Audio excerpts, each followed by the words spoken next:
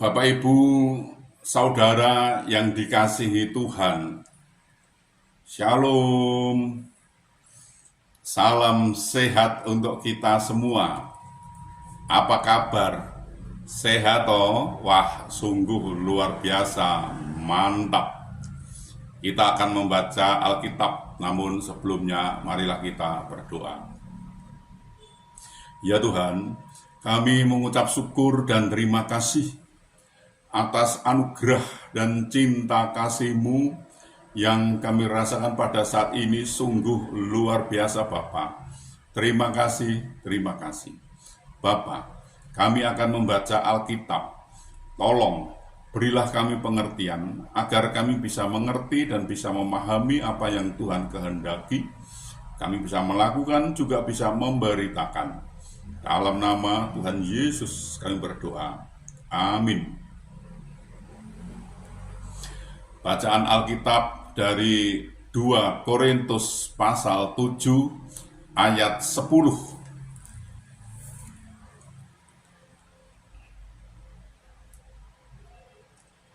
Sebab duka cita menurut kehendak Allah menghasilkan pertobatan yang membawa keselamatan dan yang tidak akan disesalkan. Tetapi duka cita yang dari dunia ini menghasilkan kematian. Demikian pembacaan Alkitab, terpujilah Kristus. Haleluya. Bapak, Ibu, saudara, pertobatan adalah kata yang tidak akan berhenti untuk melihat setiap orang yang percaya. Karena pertobatan adalah langkah awal di mana seseorang menyadari kesalahan dan pelanggarannya, lalu mengakui dosa-dosanya.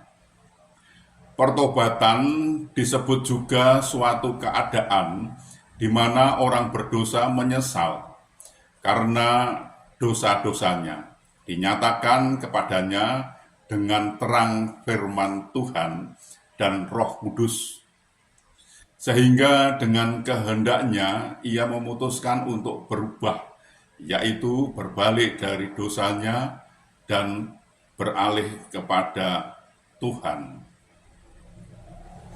Di padang Yudea, Yohanes Pembaptis dengan suara yang lantang menyerukan, "Bertobatlah, sebab kerajaan surga sudah dekat."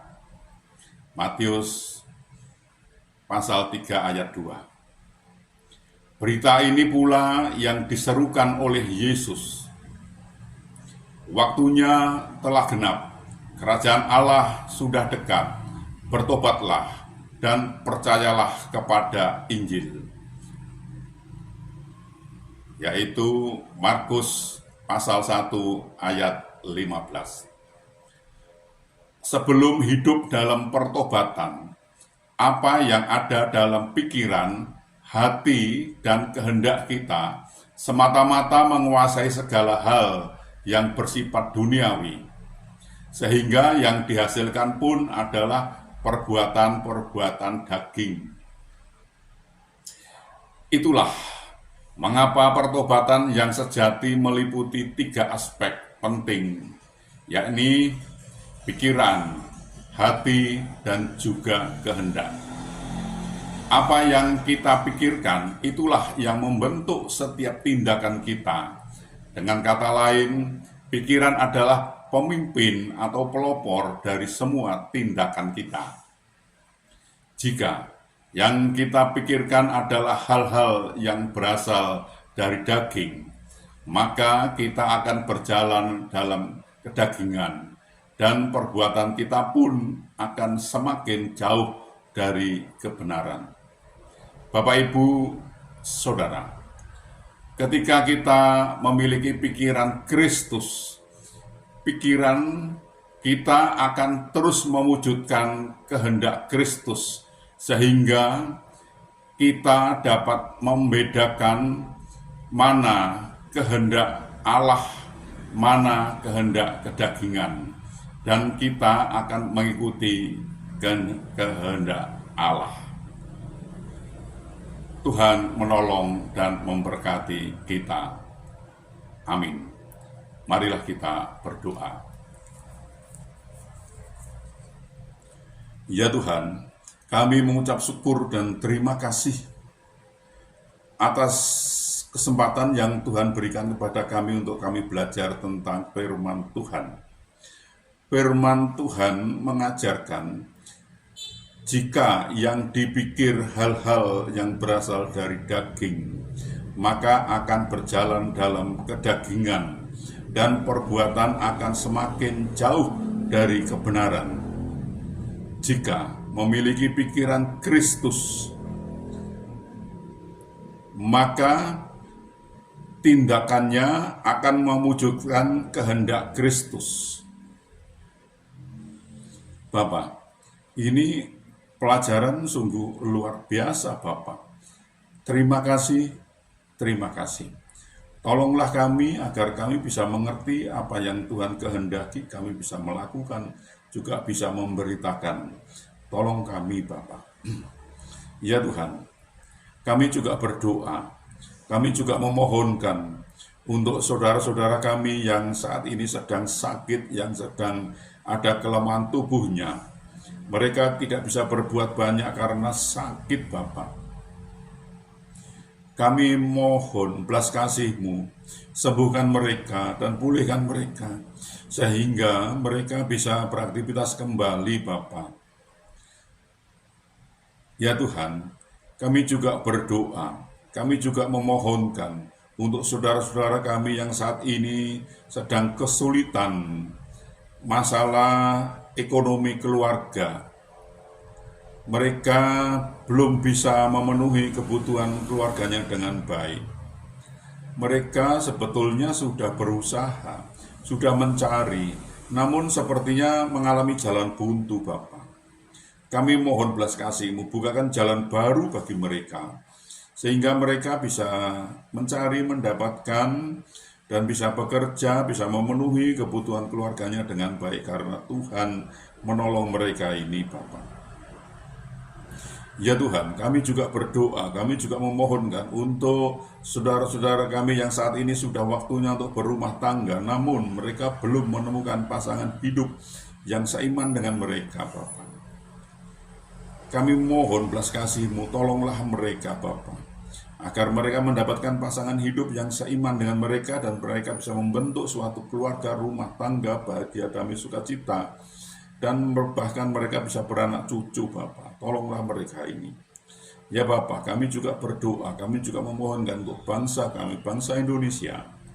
Berilah damai, sukacita, damai sejahtera kepada bangsa kami ini. Dan berilah bangsa ini agar mau mengenal Engkau lebih lagi. Dan bangsa ini mau belajar tentang firman Tuhan, sehingga bangsa ini tidak gagal paham, Bapak. Tolonglah bangsa kami ini, Bapak. Ya Tuhan, ini kami, pakailah kami untuk memberitakan firman Tuhan, lengkapi kami dengan Roh-Mu yang kudus, agar memimpin dan membimbing kami dalam memberitakan firman itu, agar pemberitaan ini tidak keliru, Bapak. Tolong kami. Ya Bapak, ampunilah segala dosa dan salah kami, sehingga kami layak untuk memohon pertolongan Tuhan. Dalam nama Tuhan Yesus kami berdoa. Amin.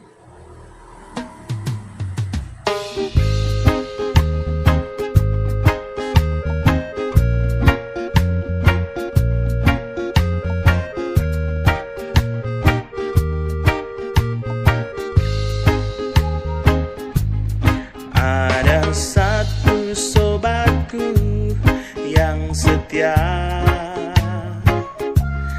tak pernah dia tinggalkan diriku. Di waktu aku susah, waktuku sendirian, dia selalu menemani diriku. Namanya Yesus, namanya Yesus, nama Yesus yang menghibur hatiku.